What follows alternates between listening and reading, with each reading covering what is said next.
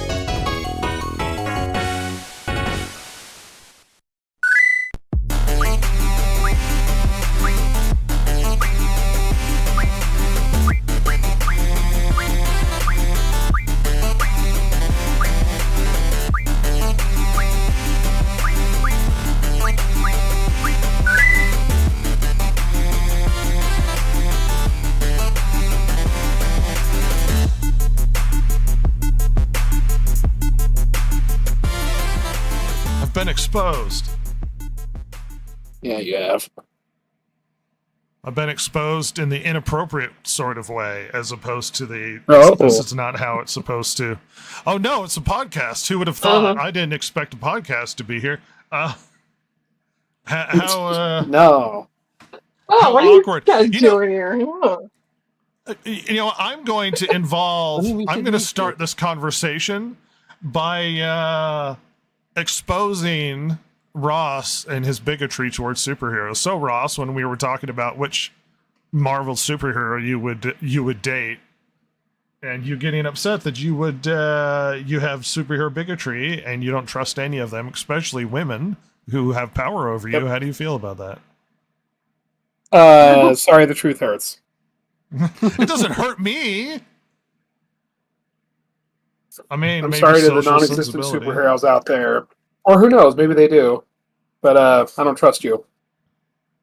You just don't trust superheroes nor women who have massive power. Because my argument was always, if I were to date a superhero, it'd be something like She-Hulk, because she's super hot, and then she can take care of me because she's massively powerful. Because then if there's danger... the other way around? Well, sure. Like, if there's danger, she could put me over her shoulder and jump out of there. Like, I'll be fine. You can cradle me like a baby. Cradle me like a baby. Make me feel good about myself. She wears the pants, the twerking pants in the family. The only negative is that... the twerking lawyer pants. Yes, that she has a great career. She's super hot. The problem is she made a terrible TV show that just was awful. One of the third most expensive shows of all time, which we're never going to get another one because everybody hated it. Oh, people loved it. And Jason likes so spicy. Good. Yeah. Silver, who would you date who's a superhero?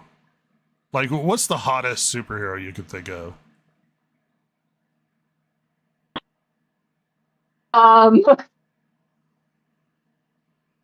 Not saying the movies are great, because we just had this discussion like last week. Uh-huh. But Do you like Superman, short Henry bad boys? Cavill. Henry Cavill, you're fine. Yeah. Thank you. Lit women. Well, you don't need my permission. I would have expected something like a Thor as well. You know, you're probably into that Thor. Chris Hemsworth.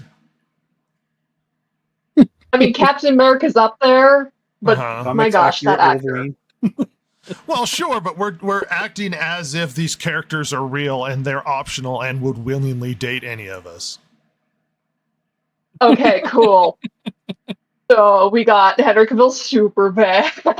Oh, so you just Captain America. you're just gonna have a harem, is what you're going for. Good lord.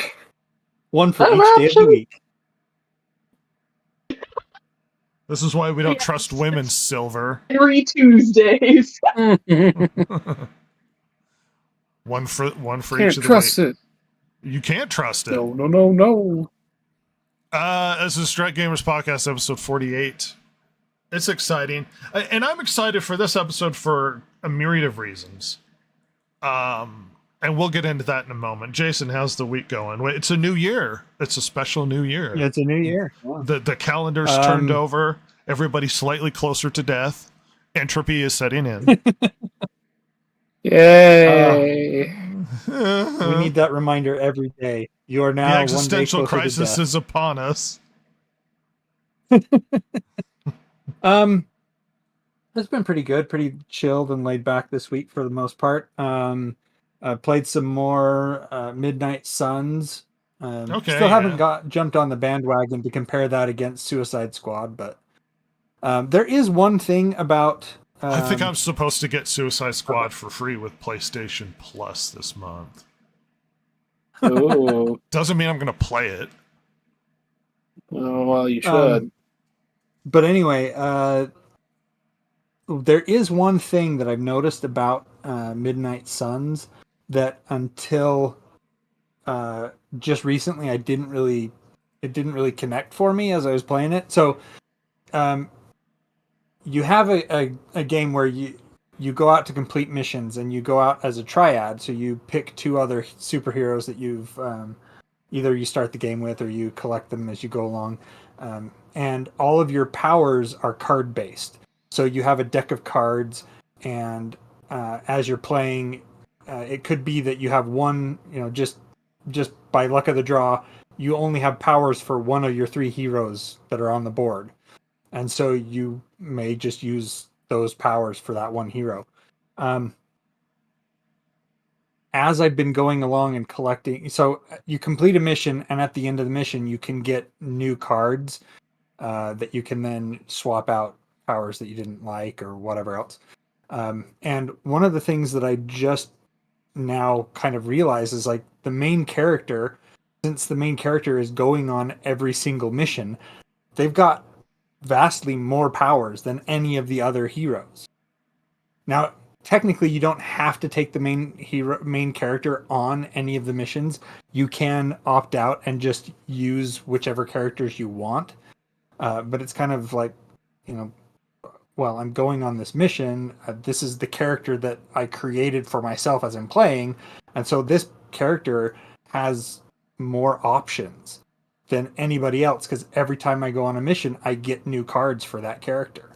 And so it's like, it just, you have this, instead of having like a balanced approach where each character has a certain number of powers, and you can level those powers up as you go. You can use X number of powers for points or whatever. Because of the card-based system, it really stacks the deck in favor of whichever hero you're always taking on missions with you, which in my case is the main hero. Well, they're just out-leveling the other ones, sort of thing. Yeah. Well, no, they keep the levels. So as you level up, it doesn't like leave anybody behind. Everybody gets leveled up. I mean, up, in effect, that's the same problem. I used to have this issue with them. Yeah. And it's dumb because I'm doing nonsensical decision making when it comes to playing games, but I would always have this issue with like RPGs where you'd play something like Final Fantasy Tactics and you would level up your characters, but you would have these named big name characters and they would outlevel the other ones. So I'd have to play them to keep them up to level. And so there was a lot of like random encounters just to level up everybody so that they could stay around the same level. Because for some reason I felt bad that I wasn't keeping them up because I'm not using them. I don't know why I had to do that. There are other ways. So you can, if you don't take a player on a mission, but you want to upgrade their powers, you can create a card and then use that card in conjunction with cards you've already got to level up their powers as you go along. But you have to consciously make that effort. It's not something that just happens as you go along. And I find myself, one of the characters, Nico Minoru, I don't use her. I don't really like her power set. Asian hate, She's pretty squishy. What was that? Asian hate? Yeah, that's it definitely. Motivating. She's kind of squishy. I don't really like her power set, and so I don't take her on missions, and so she doesn't get upgraded as much as some of the other characters. I like Spider-Man. His power set's pretty good. The main character, their power set, I like it, but that's because I built it that way. The rest of them, Blade's okay. Captain Marvel can be okay. Trying to think. Who's the other one that? Oh, I'm surprised Deadpool, you I haven't just jumped got on Deadpool. the Marvel Rivals or whatever it is, because that's super popular right I now. was thinking about it because it's technically free to play on Xbox and stuff, but I haven't really been playing Xbox much. I've just been playing PC, so Yeah, it's super that's what popular. I've been doing. Yeah. I Anyway. shift between different things. Ross has got the Mega 6. He's got the quarantines. He's down with the sickness. That's me. Ooh, Very down. You know how it is. I mean, I'm not as sickly as you are, but yeah, I'm aware of it. Some of us are just built better. Uh, What have you been up? Did you see anything interesting? You have anything to add to your been vomit-tastic? ill. Yeah, okay. You've been Been playing ill, haven't Indiana just been Jones, hanging so you've around. been liking that. It's great. That's a great game. Well made. It is. It's lovely to surprisingly play. good. Yeah, it's a great game. If you haven't had the opportunity, people, you should definitely play it because it's delightful. It's Well, very and fun we're gonna- and enjoyable, and it's just There's like a some movie. There's some interesting news about it. We're gonna have a conversation about it, but it's really good, and it works. Mhm. It works well with the film. Silver, how's it going? Eh, Eating the peoples. it's going good. Oh yeah. Like jerky. Everything you say sounds like it possibly could be sarcastic. Is this like a teenager issue? No. See, No. every time you talk to me, Uh-huh. it's like you're sassing me like I'm not your father. Don't roll your She's eyes not a in your teenager anymore. She should conversations. have grown out of this already. Children are staying adolescent way too long is the problem.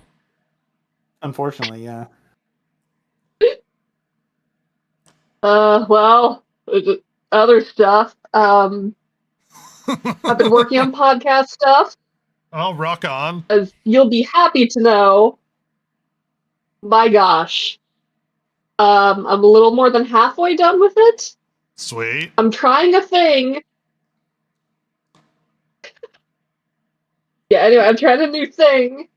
Uh-huh. It's kind of ambitious, but my gosh, I'm gonna make it work. See, the problem is we get ambitious stuff and then we don't get it done because we got too much flippin' stuff going on. And you're right, Capcris, she is sassy. And I don't like it. We need to push her down. Push her down, because pushing her Oh my down dad. lifts me up. And no, I'm not your That's father. all that matters. That's all that matters, because my ego is the most important part of this. Silver. Absolutely.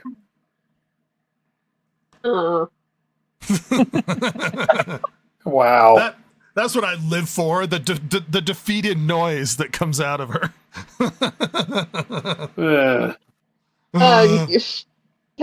Wait, where's the button? I need to use this on myself. How's it feel? See? You are in charge of the buttons. That being said, it's a special year. I had a lot of reflection on what on earth happened last year, and I've come to the conclusion that last year was, if people analyze it correctly, might go down as one of the worst years for entertainment. And I'm not just talking what's produced, but we're talking a massive decline in quality and support and competency. Last year was partially the death of video games, partially the death of celebrity. You could argue celebrity was all of a sudden just hated across the board. They weighed in politically and everyone hated it. We've got statistics for that. And I started to think about what happened last year, and I ran to this article on Wire titled 2024 was the year the bottom fell out of the games industry. And just undeniably true. Massive layoffs hit the game industry. We had a lot of really poor games to come out, which will be addressed a bit later. So-called Gamergate 2.0. And it's like, who is to blame? I'm going to read a bit of this and we can talk about it. For the people who make video games, 2024 was a year of holding on for dear life. At the annual Game Developers Conference in March, survive till 25 was this year's incantation. Some to keep morale on pace, others resorted to full-on screams as layoffs in the industry charted record highs and developers found themselves under attack online for conspiratorial nonsense. Oh. In 2023, more than 10,000 developers lost their jobs. 1/3 of game makers surveyed at the beginning of this year reported they'd been affected by layoffs in some way. While there were wins for labor organizers at studios like Activision Blizzard, I don't think that's going to be a long-term win there, buddy. And collective action around fighting for protection from the encroachment of AI on employment. All you are is going to make yourself non-competitive if you push AI out of the platforms. This is buggy drivers screaming at the car. You might be protectionist of your job, but all you are is going to be left in the dust of companies that do use it. Don't be afraid of technology. The Luddites don't exist anymore for a reason. Like it's how it is. Sorry. Yeah, precisely so. Cap Cruz says, "You mean that the fall of Lord of the Rings wasn't the purpose of the entertainment industry last year?" No. Turning Tolkien into a perpetual motion machine. Yes. Yeah. Well, he's supplying energy to the all of England. At any rate. Good God, what a patriot he is, huh? What a patriot. 6 months in, I probably skipped some. 6 months in, this year's layoffs tally had already surpassed that of 2023, according to Matthew Ball. And 2023 was a bad year for game layoffs. An advisor and producer in the game space and TV space, 2024's job loss count will wind up being about 40% higher than the previous years. The explanation is complex and wide-ranging for the same reason the layoffs are so deep and continuous and sit alongside many studio closures and even more cans. The explanation as to what is happening is complex. I would like to bring up the top grossing games on Steam, and you could tell me what you think here as I have to reformat the video. Oh no. You know, they always claim that it's complex. It's complex when it's actually really, really simple. Usually. The simple fact is that they're creating games that no one wants to play. And they're surprised when no one wants to play them and they go out of business. Okay. The year's top new releases measured by gross revenue. Could somebody point out something interesting here?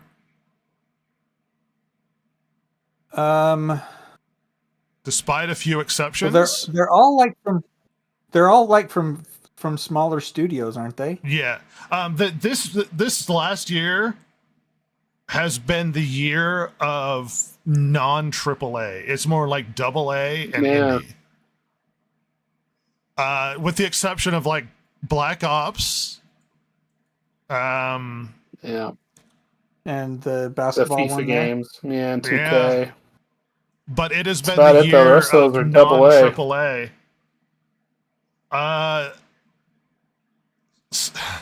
Without leaning into what their explanation is, what do you think happened? Because I know our classic explanation is going to be, well, games sucked because they went political and yada, yada, yada. You know, that's not always a factor when it comes in. Sometimes games just aren't very good. Yeah. Oh, yeah. Could I look at that list one more time? Because I think I have a possible. Okay. Because I'm thinking of some of the games that absolutely ate a big one this year, and the one that comes to mind immediately is overall. And then I looked at the new releases, but yes. Oh, okay. If you look at the new releases, it's a bit different. So other than Path of Exile, Black Ops 6 is kind of one of the exceptions too, but like most of those aren't horrific microtransaction games. Some are worse than others, but for the most part, none of them are like that. Whereas a game like Suicide Squad absolutely tripped over its own feet and made a big one into a wood chipper. Yeah. And that game was designed to be microtransactions. We don't have any Ubisofts on here. We don't have any Bethesdas. We don't have a BioWare. We don't have I think Blizzard on here. We don't have those big dominant studios that are always the big killer. We don't have a Rockstar. Yeah, the closest we have to that is Black Ops. As far as like the big, that's where your Activision would be, I guess, but that's about it. That's about it. And I'm kind of surprised it's on there, to be honest. But it's not that these are tiny studios, but it's AAA has taken a massive hit this last year. Yeah. And a lot of it has to do with cost. This podcast has talked about it multiple times.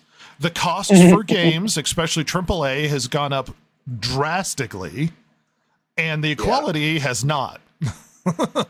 And you cannot justify the massive costs for these games when you're producing not very good quality content. And that's a big problem. We've also touched on this. We've also touched on this before, where it's a bad idea to create a game, to create anything really, that the success, it's the chicken putting all your eggs in one basket syndrome here. If you create a game that basically it has to be a blockbuster game, otherwise you go under, that is a bad business model. Well, all around. It's the weird business model of I spent $50 million and then we did really well and got 200. So if I spend $100 million, that means I'll get even more. And it's like, well, no. Right. That's not how that works. Inherently. No. Yeah, I mean, and you can really see that with the Ubisoft games like Star Wars Outlaws. I mean, that game, they spent so much money on that game, and it looks like dog shit. I mean, it had so many problems at launch.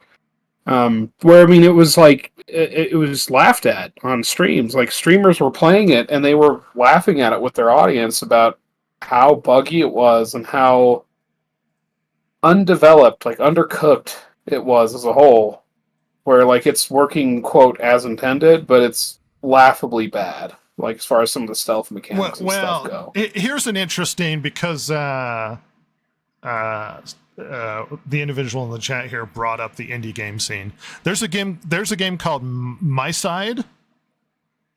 My Side came out and apparently did, matched the AAA Dragon Age Veilguard 2 months sale in just 2 weeks. Wow. And Veilguard, that's hilarious. despite the lies, has done horrifically poorly. It is hit its peak and it's in decline since then.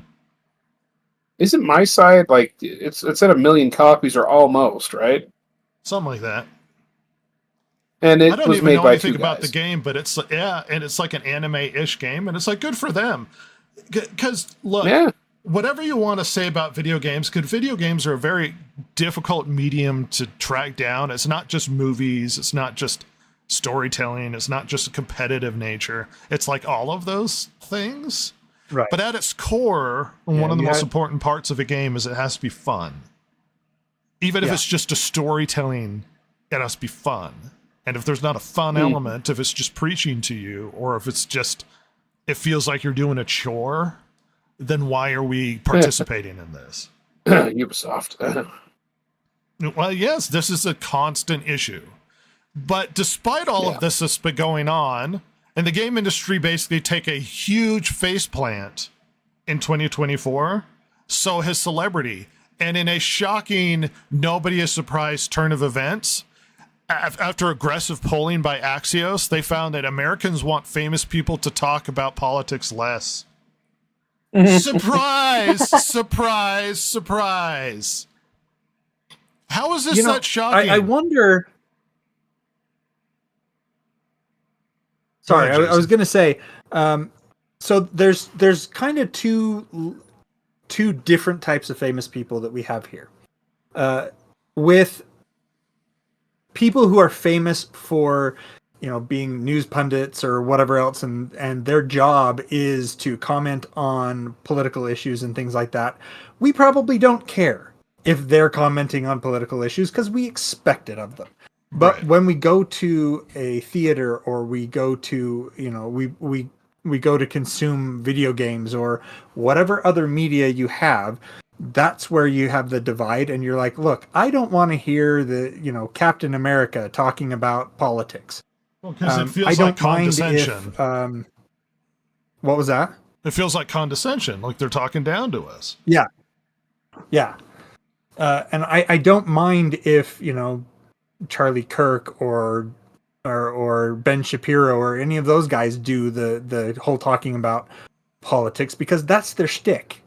That's what they do. That's what they're famous for. Like, granted, I think when they talk about celebrity, they're talking about famous Hollywood celebrity, not people who are famous for news. But just to read the numbers, just 39% of Democrats approve of celebrities piping in on politics. Only 11% of Republicans. Most Democrats don't approve of celebrities weighing in on politics, let alone which is 11% of Republicans and 12% of independents. Pro athletes, 39% of Democrats approve of them speaking up, and just 16% of Republicans. And this goes against the idea that celebrities are above us and that we want to hear what they have to say. We don't want to hear what you have to say. And perhaps the preaching has gotten so bad. Like this last election was a celebrity election. And this last bit of time, lest everybody forget, during COVID, they talked down to us about how we needed to work together with Madonna laying in a bathtub with pedals. How about we need to work together? How you had celebrities like Ellen DeGeneres living in her mansion saying that she felt like a prisoner. How we had Patton Oswalt saying, well, if you can't get food, just order it in. As if we could all just afford to have our food shipped to us. The lack of connection. It's just because you want to go to the restaurants. That's they why. made a video. You know what this is? They made a video of them singing the freaking Elton John song. As if Beatles. The Beatles song, yeah. Well, he's in the Beatles. You know what this is? This is Marie Antoinette saying, "Let them eat cake." That's how it's been felt across the board. Yeah. Does everybody forget that video, the Black Lives Matter video, where they all got on and said, "I take responsibility"? Oh my gosh, that was so stupid. You remember that? And you're like, what are you talking about? You take responsibility for nothing you had to do with that most of you probably didn't have ancestors at. And it's just these weird talking down to. The death of the celebrity has been dramatic in its outcome. And I'm not weighing in positively or negatively on one political side or the other. Just how bad 2024 has been for video games, how bad it has been for the opinion of media. I mean, we're seeing the death of the theater. Nobody's going to movies anymore. We're also seeing the death of popular media. The amount of distrust we have for major media is ridiculous. 2024, if anybody is being fair, is going to have to look at it as a massively damaging or positive, because you can see it as this massive pushback against things that are going on. But a lot of these places in popular culture are taking a hit across the board, and I don't think they realize how bad this is going for them. Like they need to have a rejiggering, either step away from politics, try and bring in more outside audiences instead of act condescending to everybody. It's really bad. I've got a comment here from Capruz. I also feel like there is a wealth factor here. You're probably not wrong. We know money talks. Elon is now an advisor. Elon. They can afford to make change in the world with cold hard cash, and they aim to pilfer it from us. Let's see, they could afford to make change in the world. I'm not entirely sure where you're going with that. You're probably not wrong. I think that there's a. I think what he's factor saying here. is that that wealth factor weighs in a lot of ways. Because where the you money can goes afford, is probably a factor. Yeah. But I would say that I don't necessarily agree with the last part that they aim to pilfer it from us. Usually, especially with something like entertainment or somebody that gives a good, there is something that we are trading, that we are getting value from it. On the side of the government, I would more side with the pilferage, because I don't always think we get good value for money from the government. No, you actually anything the government spends on tends to be a net negative. Yeah, but the thing is with business, with the capitalist system that we are in, if we don't like what is being peddled to us, we don't have to consume it, and so they end up getting the message that when it hits their bottom line, hey, we're not happy. Well, and the problem with that tends to the free market is it's based on willing participation. I have to be able to participate in buying the good, even if the good is of low quality, whereas I lack that choice when it comes to the government. I simply have to, they take my money and they do with it as they will. We don't need to get too political, but there is a massive shifting going on. I mean, you can see the shifting in just with the election, like companies are getting rid of their DEI departments, and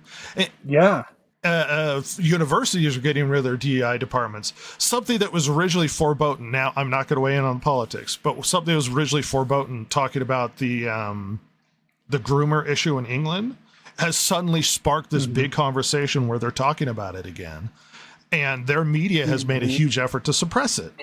So something has shifted, and it happened because of the election. Now, I'm not saying Donald Trump changed everything. I'm saying the culture is changing, and a big signifier is the popular opinion. The so-called Overton window has shifted in the other direction. And suddenly it's like, oh no, these are no longer popular because the majority is not okay with it anymore. And so you're seeing a big purge across the board of these massive corporations and the universities and celebrity losing status. It's like it's been pushed for a huge amount of time, and suddenly they look at the numbers and they're like, oh no, we're not actually the majority, and it's not going well. It has been a rough year. Final thoughts on the overall issues. I'm cautiously optimistic in a lot of cases. There's always a chance it goes too far the other way, but we've swung so far left. I would agree. I'm optimistic that if we push that the push back as it swings back towards the center and somewhat towards the right, that things will start to correct a bit. Sorry to bogart your point, but yeah. No. I do want to add as well that we need to kind of learn a lesson from this particular year, in that as we anticipate the pendulum is going to be swinging back in our favor, that we don't allow it to swing too far. You know what I'm excited about, that I'm looking forward to? Talking about video games and movies at their face, pop culture at its face, and not sit here and be like, oh, stupid woke. And I was like, I'm so sick of the politics and everything. I'm so sick of it. Yeah. Stop. I want to talk about whether or not Indiana Jones is good and the nuances. And you know what? Talk about how good it is and also the minor things that have issue. That's what nerds are here for. We're here to nitpick stuff and to talk about the lore and to be obsessed with what we like and what we don't like. And politics is so infused every element of everything that it seems like we've hit a breaking point and we are sick of it. We are sick of it and we don't want it anymore. And I want to get rid of this stuff. And that's why I think this is a special podcast, because it's not as infused with politics this time around as we tend to be. Mm-hmm. Ross, what are you thinking? Well, I think it's hilarious that they're are surprised that people are tired of this attitude from celebrities. But yeah, I'm with you guys. I think it'll be interesting to see where this goes, how it goes. Hopefully it goes well, but always be ready to be upset and annoyed and tell them the other way. You know what I mean? Yeah, no one's gonna pass quietly here. No, but yeah, we'll see. We'll see how it goes. I think it'll be kicking and screaming, but we'll see. Yeah. Silver. I think the pendulum is gonna swing, and hopefully, positively, we're gonna get some good stuff this year. Yeah, you usually have, especially in American politics and the political cultural world, you get what they call a backlash, where you get the Overton window was pushed too far in one direction, and you get what is essentially a backlash that pushes the politics back in the other. And that's just how American politics works. So this isn't Europe. I saw somebody describe English politics as bad stuff happens, we get grumpy about it, and basically instead of fixing it, we complain about it for a long time until we elect somebody with a slightly different color who keeps on the policy. Which, yeah. Sounds great. Well, yeah, well, an Englishman having a cynical view of English politics. That being said, lots of do's up stuff. The Distracted Gamer Podcast's big steaming pile of news dump.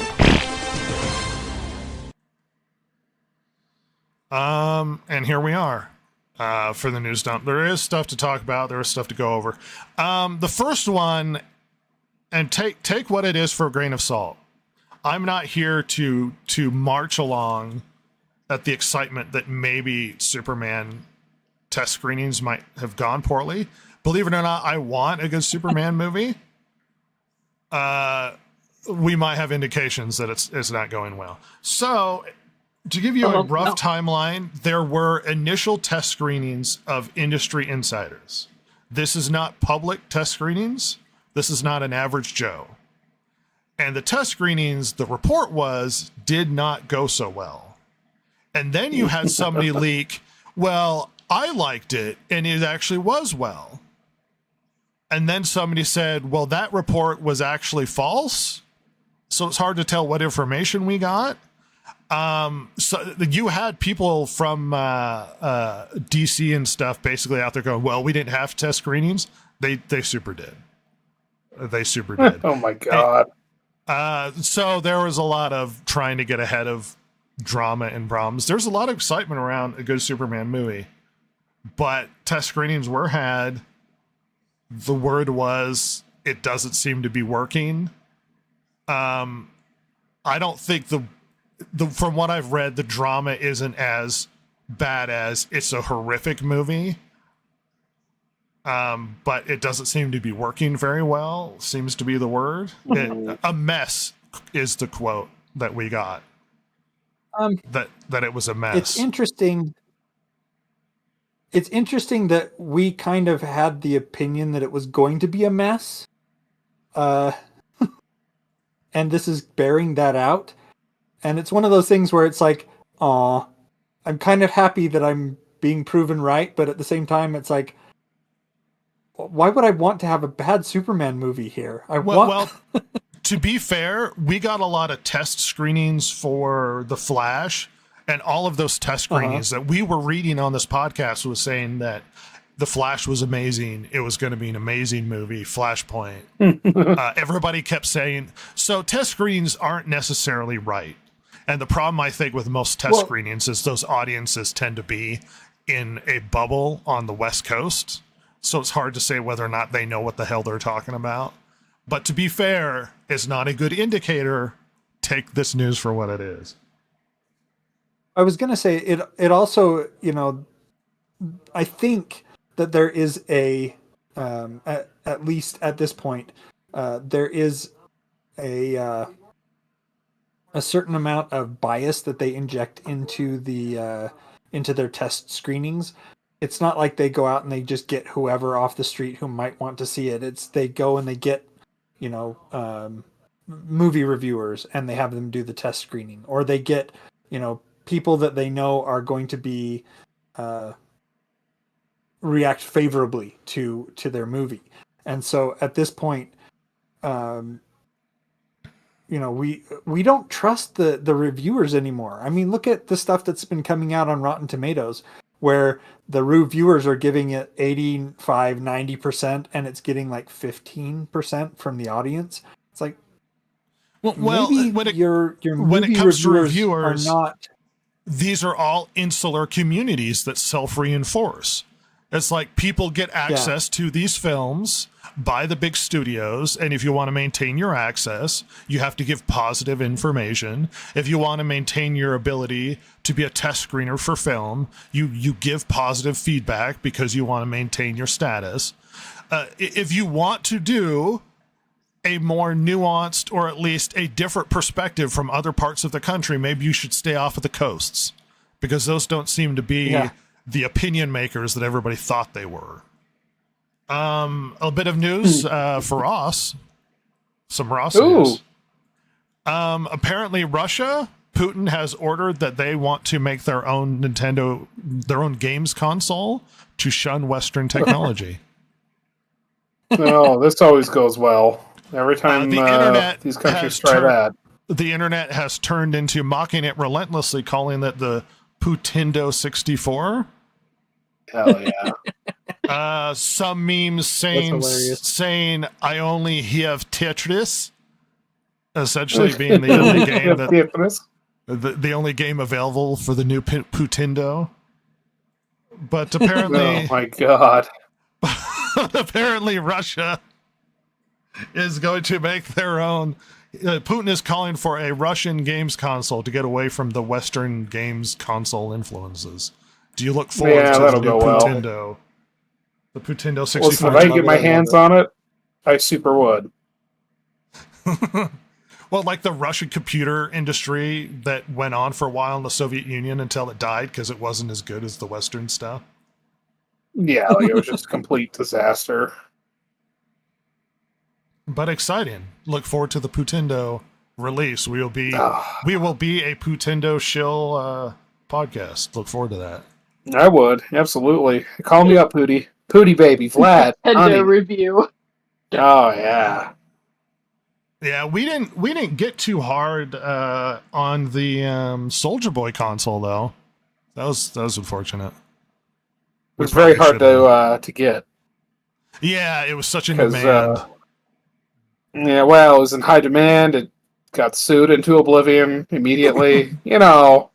Yeah, usual. Well, I like how Soldier Boy's like, we're gonna have all the big stuff like Call of Duty and Mario, and it's like there are licensing issues, Soldier Boy. Like you can't just have Mario on your console. What are you talking about? Hell yeah, dude. And then it's just a reskin of like some emulator console that plays old games pirated from China. Yeah. Just the Soldier Boy some console. rad Chinese pirate machine. Dude, that ruled. God, what a stellar human he is. Yeah. Multiple console releases. So Arcane came out, and it looks like it might have been a massive failure. Season 2, with a cost of about $250 million. Oh my god! It's prices. Riot's, my gosh. Riot's co-founder got ahead of this, insisting that it crushed it for the true fans because they're making it for the true fans. Mm-hmm. Despite being that's a who you massive want. financial People you already miss. have. Well, the first season of That's not Arcane how it was works. just huge. Like, everybody liked it. And the second season of Arcane seems to be just universally hated. Yeah. Which is why, because we're So getting what? freaking Severance season 2 here in a few days. I love Severance season 1. It's great. That doesn't mean Severance season 2 is going to be good. It could suck. Yeah. No, that's true. I mean, what does he mean here when he says that it crushed it for fans when basically it lost like $250 million or whatever the number is? It's like, if the first season was amazing and it brought in all your fans and the second season Well, it's just lost it, this is the were studio there speak. like 5 real fans?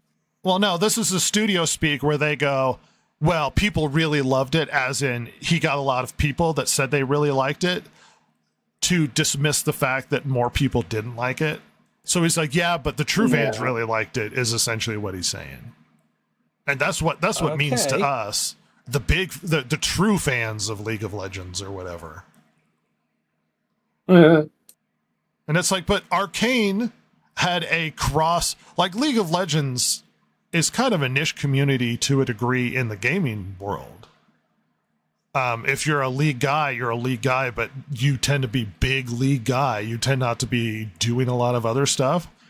And the problem there is Arcane had a wider access sort of thing. I watched it with my mother. She would have zero interest in video games, let alone League of Nations or League of Legends. League of Nations is dead. League of Legends. So it had cross audience appeal. So that was like that is a bigger win, being able to access newer audiences with your world, with your universe. And it's a big failure when you stumble on the second season. But you know what, whatever. Massive loss. League can, I guess, suck it up because it's their money. I don't care.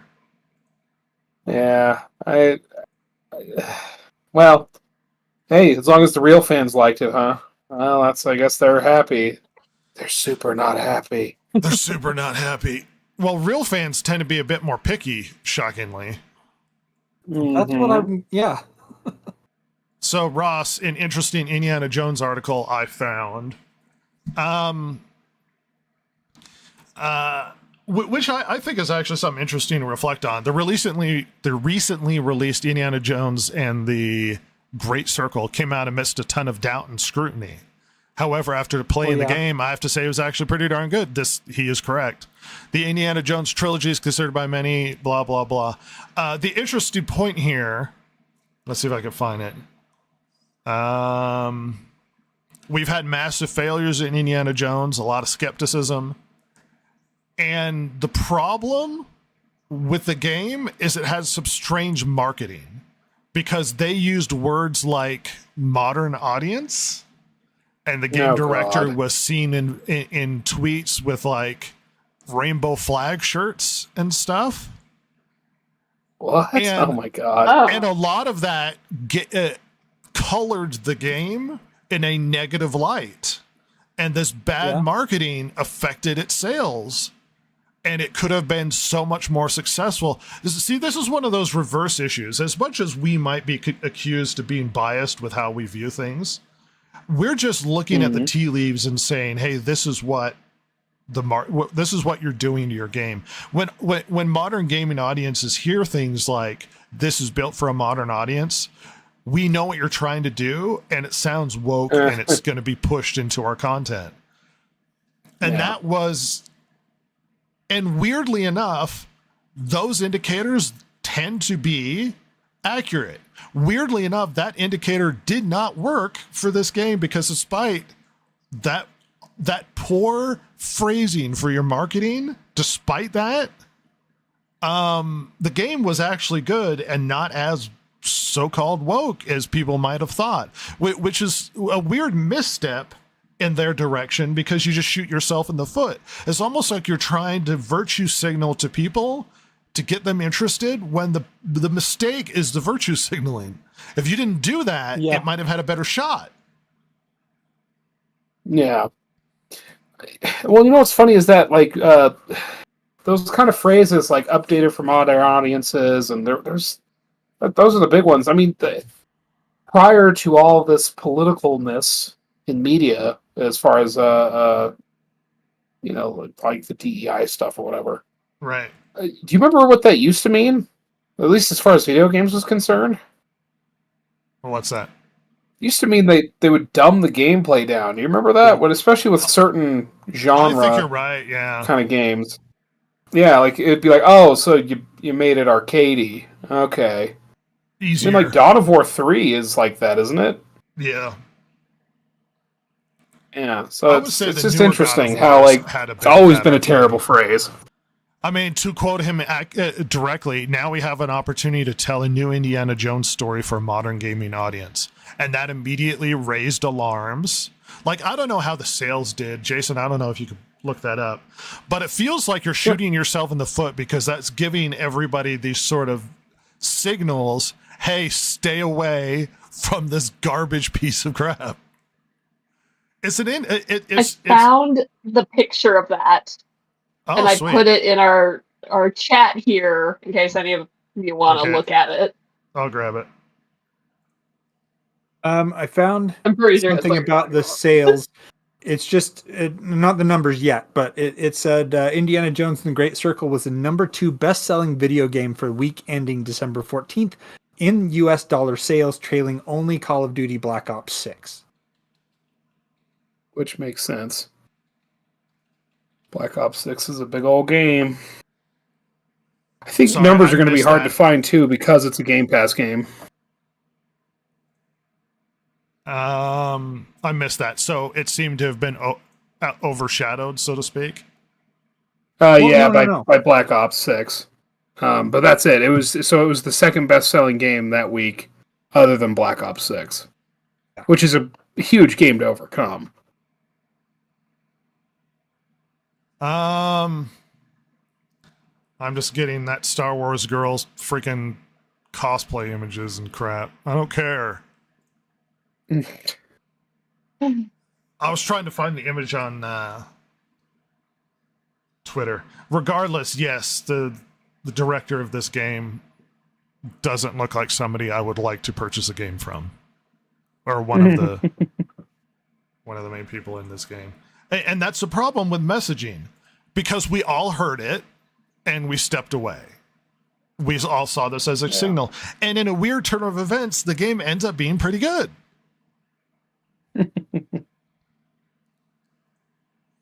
Very enjoyable, very good game. I was surprised how much I've liked it. I told you it was good, but Ross doesn't always believe me. Never. I never believe you. I'm going to go through... Trust but verify. Bounding into Comics did a top 10 best consoles of all time, and I'm going to go through it really quickly because I thought it was funny. In no particular order. Well, it says ranked, but it doesn't give numbers, so let's just assume the bottom one's number 10. Okay.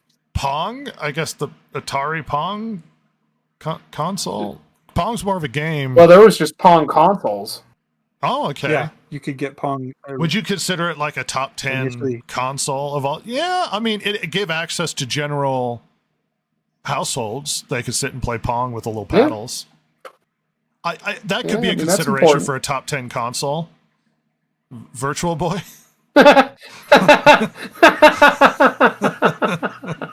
Okay. Oh! I would have thought that wouldn't have been on this list at all. The console that brought motion to the home. All right. The poorly selling neck pain Virtual Boy as one of the top 10 consoles of all time. With nothing but red graphics, too, by the way. Yeah, I played it. I played quite a bit of it. My cousin had a friend who had it, and I played a bunch of it. Mostly the Mario Tennis, and I liked it. It was fun. It's not built for comfortable playing. And it seemed more of a risk that Nintendo could afford and survive, but it didn't do super well. I don't know if I could.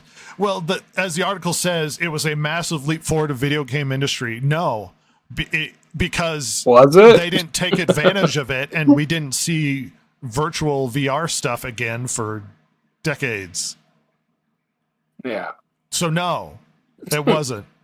It was ahead of its a time, very is silly what you choice. could phrase. You could say ahead of its time, but no. Oh yeah, totally. Yeah, no. I didn't know a single person who had that. I'm shocked that I have played it, but I did quite a bit. Sega Genesis, I would say it was probably one of the top consoles. Go ahead, Jason. I had a friend who got every console when it came out, and he didn't get that one. Oh my god. Oh. Genesis, I would consider it a top 10. But the problem with the top 10 is there's a lot of consoles. I would consider Genesis to be a world-shifting console that pushed against the dominance of Nintendo. Yeah. NES, seems like a good console. Totally. Mm-hmm. Super Nintendo, a good one on the list. PlayStation 2 should be on a list because it's a very big one. Yeah. I mean, is it the second most selling console now? PS2? After Switch, I believe. The problem is, if you include like the Nintendo DS, then it's the Nintendo DS. Yeah, Nintendo's pretty hard to beat in that way, I guess. Yeah, the Switch, I would consider it to be one of the top 10. 360, yeah, despite the massive hardware problems, it dominated the market at that time. Nintendo Wii also dominated the market at that time, one of the highest selling consoles of all did. time. I will say, though, the Wii inhabits a very strange place now because it was so huge because it was a very casual game system, but it also came about just before the advent of the smartphone. So once the smartphone and the App Store games took off, Wii sales plummeted. Huge sales, though. And then the end with just the PlayStation.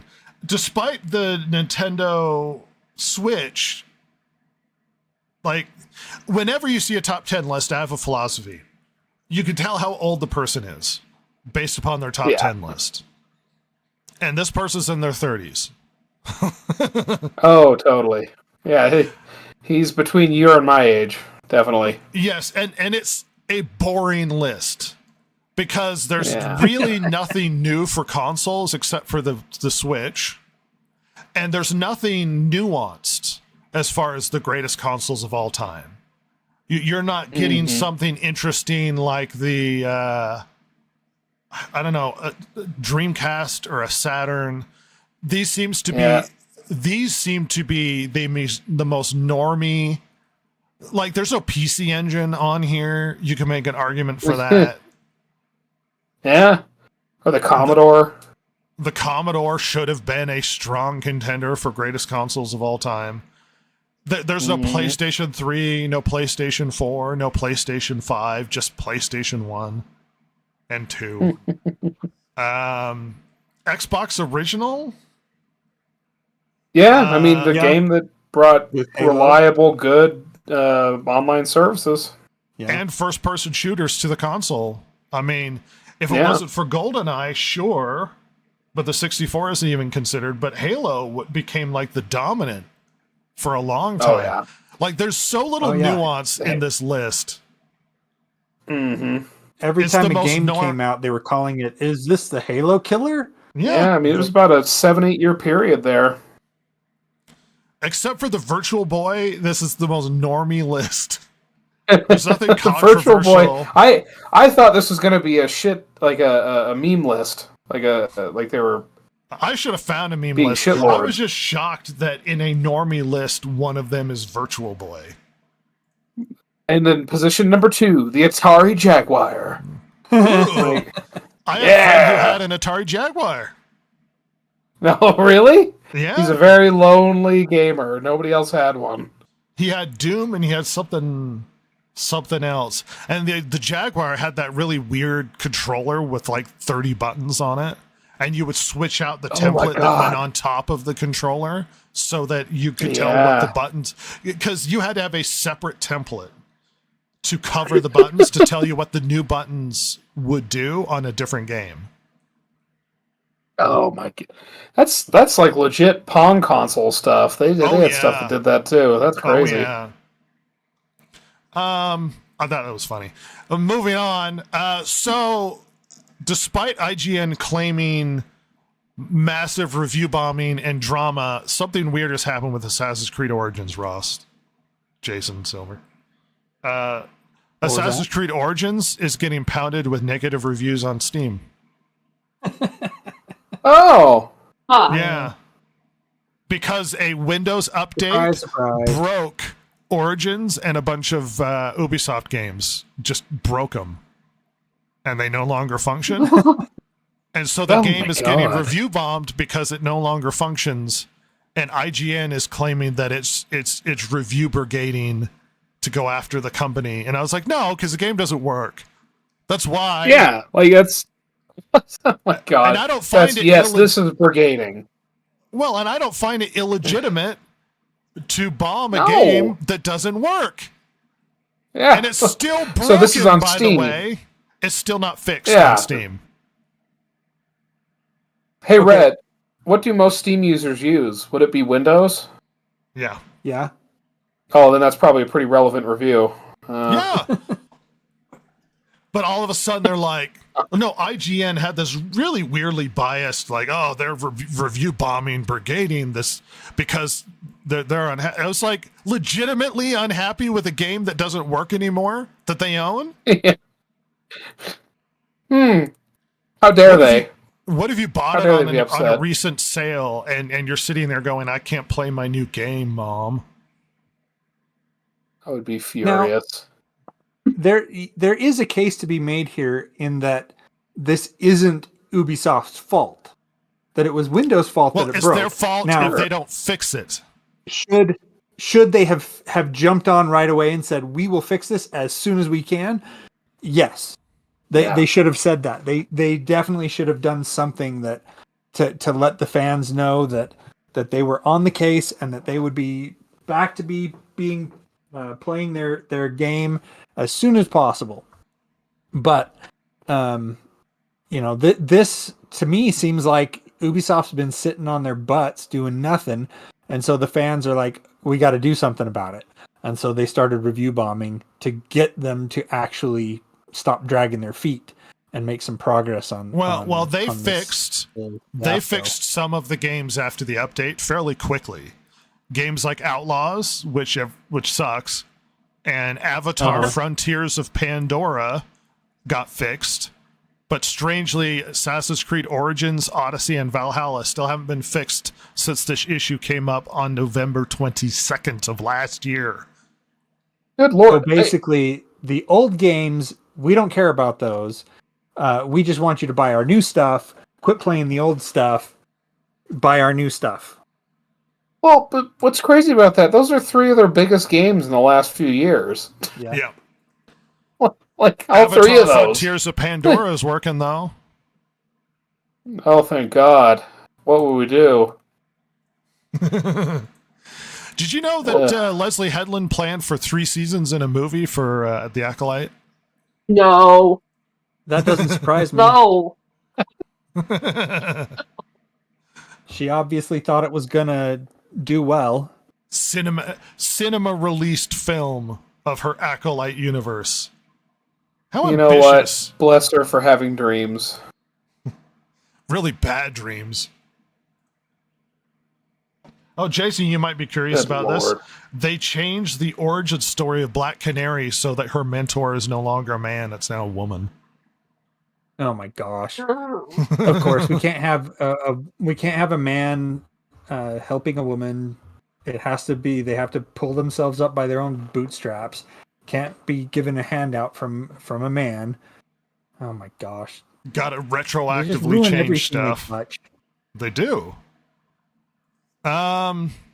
Interesting bit of news. Popeye and Tintin are moving into public domain. I bet really good stuff will be made with that now. Definitely Yeah, not like shitty Ooh. horror movies. Blood and Honey. Well, there was a weird bit of news. I don't want to speak out of turn because I don't have it entirely confirmed, but a bunch of the internet was bringing up that this is going to matter with one specific Tintin story. And I don't know why, but I have speculation as to why, because the one everybody on the Tintin subreddit was bringing up was the Tintin visits the Soviet Union. Hell yeah, dude. Oh, And I wonder if it's because that story was pulled and you now might see like third-party printing. That would be my- fantastic. That's my Please guess. do. That's Yeah. my guess. I don't know for sure if I'm incorrect, but a lot of them in the subreddit were bringing up that this is going to affect the Tintin visits the Soviet Union. Oh, that rules. So maybe they were keeping it under wraps. I don't know what the story behind that is. Yeah, I'll have to look into that because that's interesting. One of the I best looked up the decisions. stats on Indiana Jones here. Yeah. As of 52 minutes ago, 3,215 active players, 6,398 active in a 24-hour peak. This is Steam. 91.6% positive reviews, 14.6 million gross revenue, 261,000 units sold, average playtime 15.7 hours, median 11.5. Is this the Steam database you're reading off? Yeah, Steam statistics. Yep. Okay. That's not amazing for Steam. Really, that's not super good. No. But that makes me think if you hadn't have signaled to players that this game is going to suck a big one, you might have actually had more success. Because shockingly, the game actually was good, and I enjoyed it. Hey, guess what, everybody? I maxed out the achievements on Indiana Jones. That's how much I liked it. I ground my way out to finish, and I probably wouldn't have gone out of my way to play it if it wasn't on Game Pass for free. Because of the advertising and the news and stuff. Caprus drops a comment saying, "Do you guys remember the movie called Wizard?" Absolutely, I do. With the little boy that goes to California for the video game championships. I just remembered the Power Glove from that. The strange console reminded me of that. The Power Glove was often seen as this really weird peripheral, and the Wizard turned it into like this really cool fingerless glove thing where that kid with like the leather jacket and the glasses, you might not have been a leather jacket, it's probably denim, with the glasses was like beating the game with the Power Glove and stuff. If anybody's used the Power Glove, it actually mostly sucks. It doesn't control very well and it's really awkward, but that movie gave it some sort of 80s cool factor that everybody kind of wanted one. I do remember the Wizard is amazing, where the autistic kid goes to the Nintendo Game Championships and somehow through the power of autism is able to beat Mario 3, which is revealed in the movie at the Game Championships. You remember how he was a Fred Savage movie. Yeah, it was. You remember how he uses his magic powers to beat Mario 3 in the championships? No. He gets the whistle. No. Yeah, he just skips ahead of everybody. And it was like, it almost implied he had psychic autism powers because he knew where to get the whistle because he's so good at video games.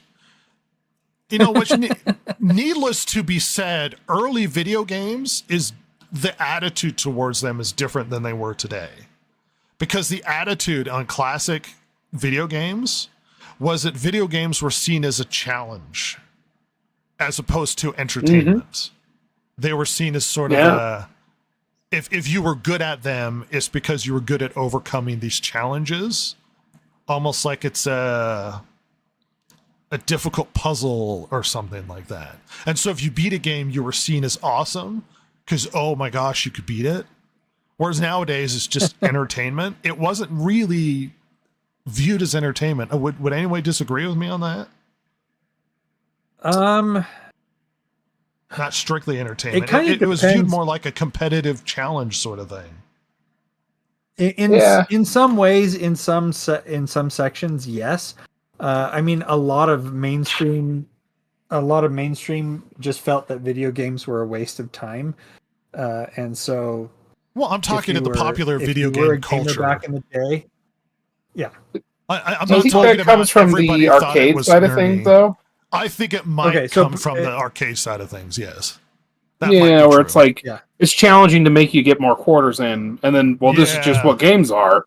Yeah, I think that's So- what it was. Yeah, and if you could pass that level without putting in more quarters, man, you were awesome. Yeah, Yeah, I think you're absolutely. right. But early gaming was more of a cool, competitive, in the gaming universe. Obviously, it was considered as nerdy and weird otherwise. But actually, it didn't become mega nerdy and weird until you passed that early Atari phase, because the early Atari phase was kind of universal home family sort of thing. And then when true. you got into the Nintendo Sega era, it became like you're a weirdo nerd sort of thing. Capru's more like Souls games. Similar in the some ways. obstacle sort of way, but I think Ross has it there where it was more like the competitive arcade scene was how we kind of saw it. Yes. I mean, heck yeah! If you could go in and get on the Street Fighter arcade and play through all the levels without having to spend more quarters to continue. Yeah, that and like what was the other one? Mortal Kombat, where basically it was they were all there to make you have to pay more quarters. That was their model. In the worst decision that any person who does any sort of media could possibly make, the intergalactic heretic prophet lead attacks the fans God. for not liking it, calling them incel tears and saying, "You mad, bro?" This will get you No. people interested in your game, because you know what I Yeah. like to do? Give you money when you insult me. That's what I like to do. Yeah, that's whenever people are real assholes to me, I love to just throw money at them. Because it's really worked well for what's her name, the lead in The Acolyte, where she made a music Oh, video yeah. mocking the fans, Amanda Stenberg or whatever. her name mocking is. the fans for not liking her show. Yeah. This really works for the lead in Snow White, for mocking the fans for not liking stuff. This is always a good decision. This is always a good this will bring sales to your game. Keep it up. We're not going to even remember you tomorrow. You could destroy a multi-$100 million movie and potential franchise by being an a-hole on Twitter. Yeah. Easily. So keep it up. Asian actress with bald head. Keep up this decision making. It'll go well for you in the future. We got another comment. Do you think that there's still a market for the hyper difficult competitive game like the old school arcade games? The problem with gaming is it's moved into the problem with gaming is people see gaming too much as sort of a monolith, when in reality gaming has actually kind of fractured into a bunch of different types. Yeah.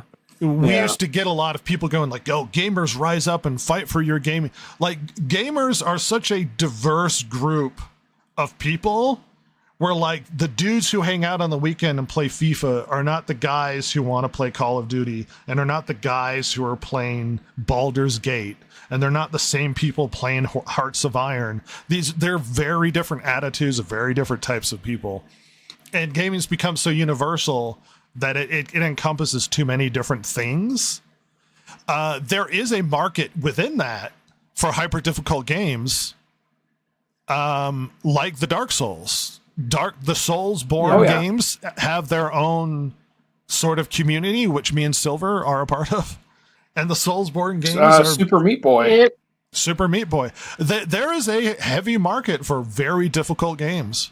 The people like challenges, but it's not a universal part of gaming. It is a niche. It'll part of never gaming. be. I think Souls games are the biggest that's ever going to get. Genuinely. Yeah, the Soulsborne sort of thing. Yeah. Cap Cruise And also weighs in. that has a lot to do with atmosphere. Cap Cruise also weighs in. That's a chick. Oh dear. Yep, that is a woman. Yeah. I had that exact thought. My That gosh. was everyone's reaction to the trailer Well, at the Game Awards. Because the new trend when you put tough women into things is to make them masculine. That's the trend. Well, not just masculine, but fuck ugly. Yeah. Like, Jesus God. But keep up this decision making. It'll pay dividends down the road. And for our final story of the night, GTA 6 will be worth waiting for, says the CEO of Rocksteady, who teases that we really focus on presenting something to the audience that they haven't seen before. Most indications, as far as I'm concerned, seem to be that this game is going to suck a big one. I mean, the problem is everything we've seen of the gaming industry. I mean, here's a prime example. So I was going to say is everything we've seen of the gaming industry the last 4 or 5 years at the very least. Oh. The Grand Theft Auto that used to be could not be made. It would be too offensive, and that's part of what made Grand Theft Auto very fun. Was the bizarre humor. Yeah. And we've seen this play out with a game like Saints Row. Saints Row. Remember when they rebooted Saints Row? When they rebooted That was it's multi-million-dollar loss for that company. They shut down that studio because of that loss. Yeah. Which, I mean, Saints Row was supposed to be like a spoofy game of, well, it was kind of just a Grand Theft Auto clone that by the second game turned into kind of a spoof of Grand Theft Auto. Yeah. And now they can't maintain that audience now because the people who are making these games are so lame humor-wise that nobody wants to listen to them. Well, and you can go look. There's gameplay videos of this game. Go watch them. It's fucking horrible. It's really embarrassing. Well, the GTA, It's terrible. The type of player that likes GTA is not the type of player that's going to like the direction the game is going. No. Because it's high school kids who think it's fun to shoot civilians on the street and steal their cars and do crimes, and instead it's going to be like empowered women and diversity stuff, and it's not going to play well. This is not your audience for this. Hold on, even just something as simple as the radio in Grand Theft Auto. I mean, there's some of the most truly funny, bizarre stuff that goes on, like with the radio hosts and stuff. I mean, people, you can go on comment sections all over the internet, and one of the people that they always say should be a radio host in Grand Theft Auto is Theo Von, because he says just the most bizarre things. But they would never let Modern Rockstar, the company, would never let that happen. Like he's too controversial. Yeah, look, as a non-fan of GTA, this is not going to bring me to play. Now you might go, oh well, this isn't for you then. And I was like, I don't think it's for your classic fans either. No, I really doubt it. Yeah, I don't think it's. I think it's going to sell really well out the gate, and if it's not what everybody hopes it will be, it'll peter out. Yeah, and you'll have people still playing GTA 5 servers. Yep, until they try and shut those down. Absolutely. This will be the Battlefield 1. Yeah. Where everybody just goes back to the old one. Yep. Yeah, nobody will want to play it. Or they'll just... and you'll lose, who knows, like a third of the fan base to just whatever else, you know? Yeah. There but we're is gonna a end possibility. What's that, Jason? I was going to say, just because of the last 2 years and what's gone on in gaming and whatnot in the last 2 years, there is a possibility that Rockstar could be like, you know what? We need to make sure that this really tickles our audience's fancy rather than this should be DEI and et cetera, et cetera, et cetera. There is that possibility. It hasn't come out yet, so they could be doing what's right by the fans. I don't necessarily have high hopes for that, just because of what we've seen. But like I said, there is a possibility. Well, here's the thing with gaming. And this is one thing that is always a mistake when you view gaming. And gaming is different than movies, right? So when you see a movie and you're like, oh, the new Brad Pitt, I like Brad Pitt, he's good at this. Or, oh, a new Spielberg movie, I like Spielberg. You have an expectation considering the previous body of work. Gaming doesn't really have that option. Because when people go, oh, the new Bethesda game, it's like, here's the issue. The people that made Oblivion were not the same people that made Skyrim. And they're not the same people that are making Elder Scrolls 6. And you might go, no, it's the same company. And it's like, first of all, and this is the thing with gaming, they're large groups of people, and they come in and out, and those games take years to make. 6, 8 years. And by the time you get to another game, it's practically a whole different group of people.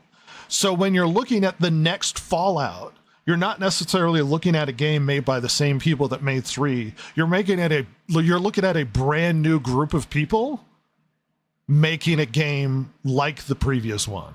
So it's not in gaming, you can almost never trust a company to produce the same quality of game with the next iteration as they did with the previous one, because there's so much time between that by that point it's a whole new group of people, and they're not the same people working on the game that it's like Naughty Dog had banger after banger. Naughty Dog's not the same company it was even 5 years ago. No. I mean, the games are going to come out are going to suck from Naughty Dog. And that's just how it is. Gaming companies don't have the benefit. They don't deserve the benefit of the doubt because they're not the same people working on it. It's like you remember Hi-Fi Rush, that company that got tanked by Microsoft? Mm-hmm. The company that made Hi-Fi Rush, and everybody loved Hi-Fi Rush. It was a unique, interesting, creative game using music to fight and sort of an actually really interesting game. A lot of fun. And I saw an article where one of the guys in Hi-Fi Rush talked about how disappointed he was with the closure, but that most of the devs from making Hi-Fi Rush, I don't remember what the original studio was called, are just going to make a new studio, because in reality, the quality of the game that you're getting has more to do with the people making it than it does with the company's name. And I hope they make a new studio and they make a great game, and it's really good, and they could salvage everything from this, and hopefully they can retain as many of the people that worked on it as the previous one. Yeah. But these aren't the same. Like when they bought what freaking Halo with the company it used to be, Bungie, with the company it used to be, it's not the same company anymore. They're not even doing the same things. No, not even They're close. not even making and Halo. all the people that are there are different, with minor exceptions. So it's like, games take so long that any game you see is not going to be the same people that worked on it. And you're just like, well, they just came out with that. It's not the same people. I'm sorry. That's not the same group. It rarely is. With few exceptions, like Square Enix with the team that was working on the Final Fantasy remake, they retained practically the entire team going into Rebirth because they made it during COVID.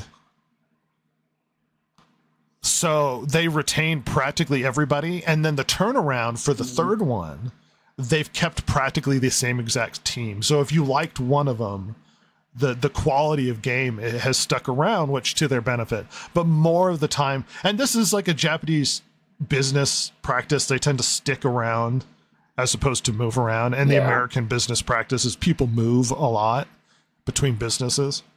So there's different attitudes. Game development. Yes. And we got another comment from Capruz. GTA is a weird franchise. I feel like it will either bring out the pearl clutchers or the 13-year-olds who confuse the power trip with reality.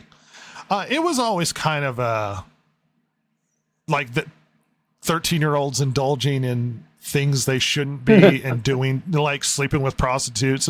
It's like a game they shouldn't own, but their parents bought it for them because they're negligent to the ratings. Yeah, going to the strip club and stuff. Yeah. That's how GTA always was. And now it's probably going to turn into a lot more we can't be offensive sort of thing. So it'll probably be the former rather than the latter. That being said, the special treat that you always get if you stuck around for the entire podcast is you get to stick around for a stupid argument.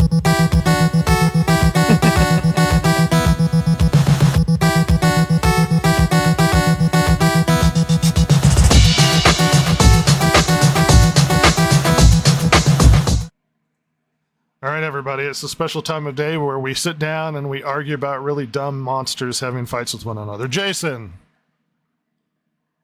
We're supposed to be doing the Beast of Bladenboro, or no, the Lizard Man of Scape, Oregon, and Enfield Horror. Sorry about that. Well, we could do Lizard Man first. Let's see.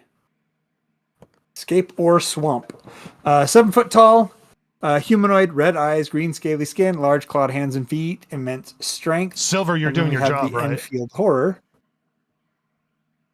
Well, that do your job and tell us what ChatGPT has to say about this. Oh, don't worry, it's generating right now. Okay, good. The Enfield Horror has 3 legs, 2 clawed arms, large pink eyes, 4 to 5 feet tall, grayish colored, rough or scaly skin, great leaping ability, and it has 6-toed feet. You would hope he could be a jumper with them profiles. 3 legs. Yeah. July 14th, 1988, Lee County Sheriff's Office investigated a report of a car damaged overnight while parked at the home area of Browntown outside Bishopville, South Carolina, on the edges of the Scape or Swamp. The car reportedly had tooth marks and scratches with hair and muddy footprints left behind. Prompted by the news, the vehicle damaged 17-year-old Christopher Davis reported the sheriff that his car was damaged by a creature he described as green, wet-like, about 7 feet tall, 3 fingers, red eyes, skin like lizard, snake scales. According to Davis, he was driving home from working the night shift at a fast food restaurant when his car got a flat tire. After fixing it, he saw a creature walking towards him. He got in his car and began to drive, but the creature was soon on top of the car. He applied the brakes, causing the creature to roll off the car, giving Davis enough time to escape. And then the Enfield Horror. Let's see. Oh, that was a Lizard Man, sorry. Stood 4.5 feet tall, grayish colored. It was trying to get into his house. Henry, person who was doing this, grabbed his... He was completely mortified at the sight of this horrible apparition, slammed the door and rushed to grab his .22 pistol and a flashlight. Henry proceeded to fire on the creature 4 times, and according to him, when I fired that first shot, I know I hit him. The beast hissed at him. Most sources say that it sounded rather like a wildcat, and proceeded to bound away in long leaps across the yard, eventually becoming lost to Henry McDaniel's sight as he made his way towards the railroad and cover of the trees. He asserted that he'd seen the thing cover 50 feet in 3 leaps. He proceeded to call the police. Upon investigation, State Trooper discovered a series of scratches on the siding of the house, footprints that were very similar to a dog's but having 6 toes instead of 4. 2 of the tracks were 4 inches wide, while the print left by the 3rd foot was smaller. I don't know if you can imply that this monster is really scary if it got hit by a 22 and ran off. Well, I would run if I got shot by 22 as well. Weak-skinned. Just bounce off, Red. I'm famously bulletproof. Silver, what do you got to say? Yeah. Okay, so ChatGPT tells us that The Enfield Horror is known for its speed and unpredictability, so it might try to evade or escape using its quick movements to avoid prolonged fight. But in terms of raw power and combat abilities, the It's Lizard Man would so probably much win. bigger. It's almost twice as big. It's huge. It is big, yes. That thing has claws. It's gonna kill that thing. Freaking Gigantor here. Well, Ross, how do you see a fight play out between these two mythical creatures? Well, listen, I want the Enfield Horror to win. All right. What? Because of the I do. I think the third leg that might mysteriously just be a well endowed man that stuck into someone's house. Yeah, absolutely. And the Dragging it leaping, I behind. like that he's a good leaper. You like a leaper. Yeah, I like a leaper. Not to be confused with leper. But the reality is, I mean, this lizard man, just once he gets a hold of that Enfield Horror, it's going to be a horror, all right. EMT's going to barf everywhere. Wait, but I do have a way that the Enfield Horror could win. No? But this was one of your arbitrary, Oh, stupid yeah, arguments, indeed. Silver. No. This isn't as great as that Dober demon argument. Nothing will ever be that great. This is Chat GPT. I asked it, but how would the Enfield Horror win against the Lizard Man? It's tough to imagine the Enfield Horror overcoming the Lizard Man of Scape or Swamp, given that the Lizard Man is physically more powerful, larger, and better suited for a direct confrontation. If the Enfield Horror were to somehow win, it would have to rely on its speed, agility, and ability to exploit its opponent's weaknesses. Here's how it might pull off a surprise victory. And it lists through speed and agility, distraction, and psychological warfare. Hell yeah. Expose I might them need to to, breathe underneath that one. Well, for some reason, I just thought of that Family Guy thing where the smoking company kept putting in, like, subliminal messages into the ads to try and get people to smoke. Smoke. Smoke. Under Just the Enfield. distraction psychological warfare, it says the Enfield's horror's unusual appearance, 3 legs, glowing red eyes, etc., is unsettling and could potentially cause some psychological discomfort. Well, not Oh the my lizard God, man. yeah. The lizard man is not going to be disturbed by it. Look at that bro right there. Look at that jacked bro. It even says the lizard man, though resilient and powerful, might not be entirely immune to fear or distraction. So if the Enfield Horror rolls a 20 on seducing the lizard man. Oh, no. Oh, good lord. No, they're not having intimate times, and then when Lizard Man is laying there satisfied that the Enfield Horror is going to finish him off. Excuse Anyway, the me. rest of them are just outlasting the lizard man, exploiting environmental factors, and surprise attack. Lizard Man is tearing off that third leg and beating the hell out of him with it. There's no way that the Enfield Horror Look at beats... that leg. It's so creepy. He just comes like waltzing out of the woods and creeps him out. Well, imagine this is what you look He's like, loping out of the woods. This is what you see when Silver comes out of the mist. Dangling third leg. That's what it looks like after finals week. Oh my god. Homework. Freedom. I'm Lizard Man all the way. Lizard Man is a giant lizard monster. He is the one that can only be, I assume, much like Star Trek, he could only be defeated by a double-fisted punch.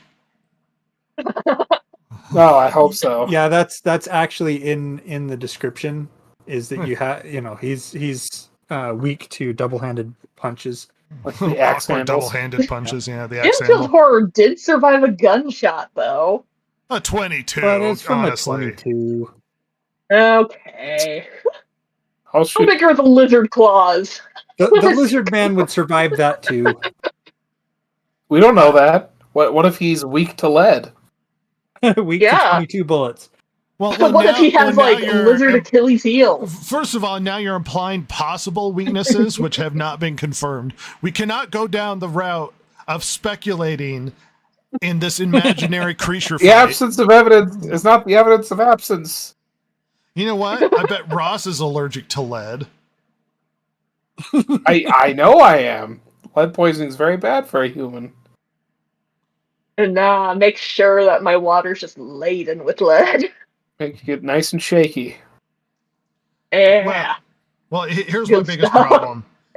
Let's assume that the Enfield horror, this horrific monstrosity, can use psychological warfare against a gigantic lizard man that's 7 feet tall. I could attest to you.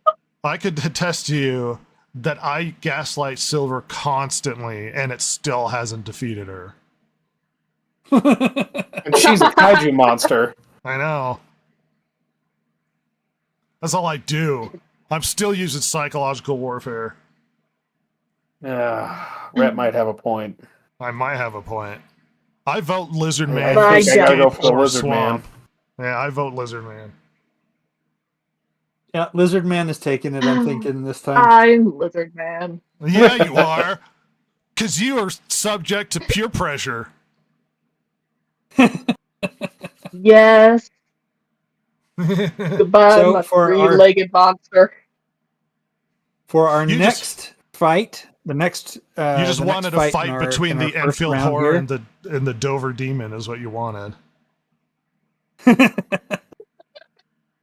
We could always do a loser bracket. We Ooh.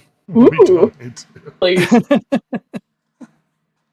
But we will have the Shunka Warakin, I believe is how you say it. I'm not entirely sure. And the Mongolian Deathworm.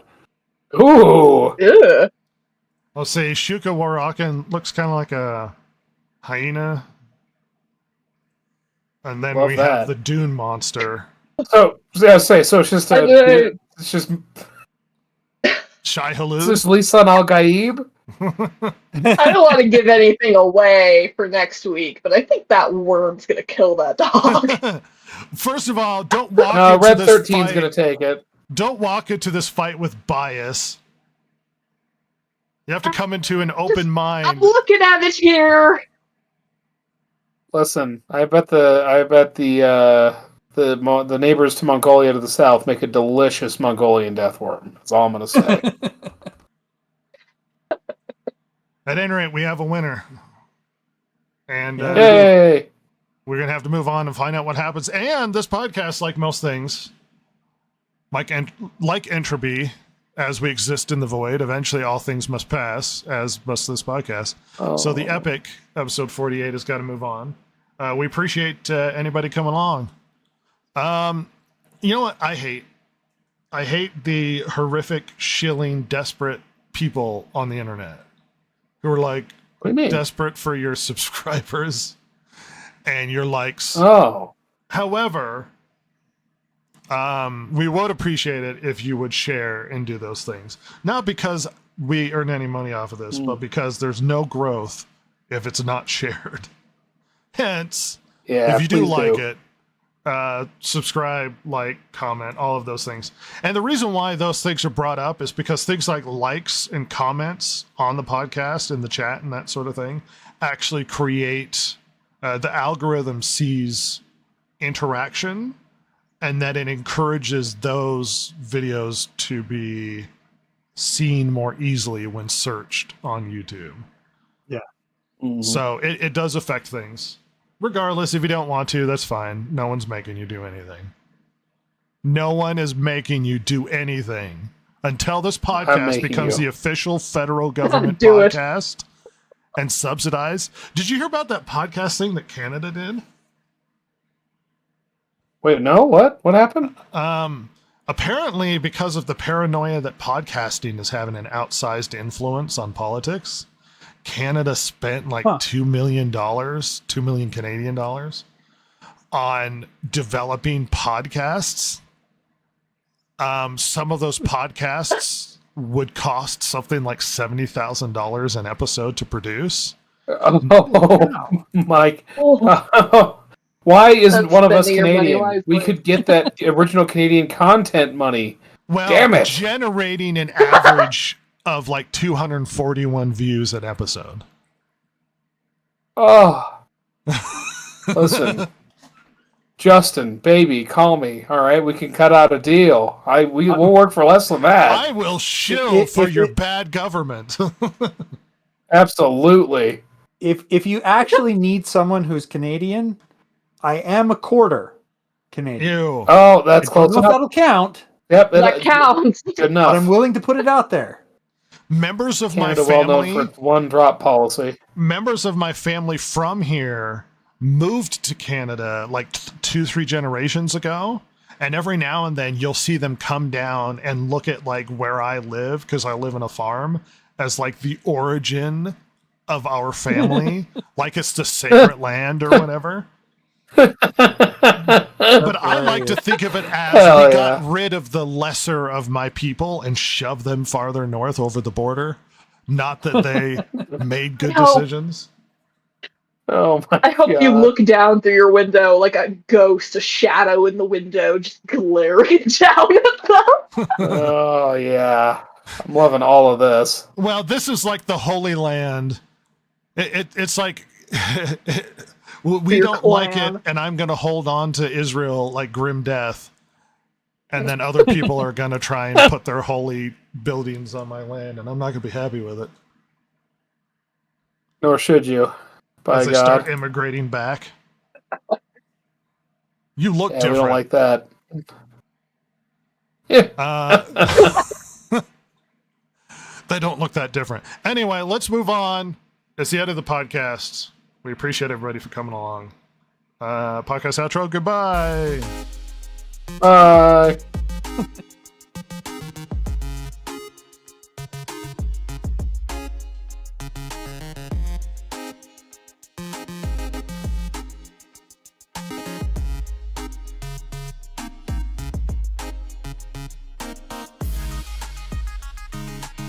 If you like the show, follow Rhett, Jason, Ross, and Silver, the world's most lethally stupid internet personalities, on Twitter at DGPodcast or on Instagram at DistractedGamers.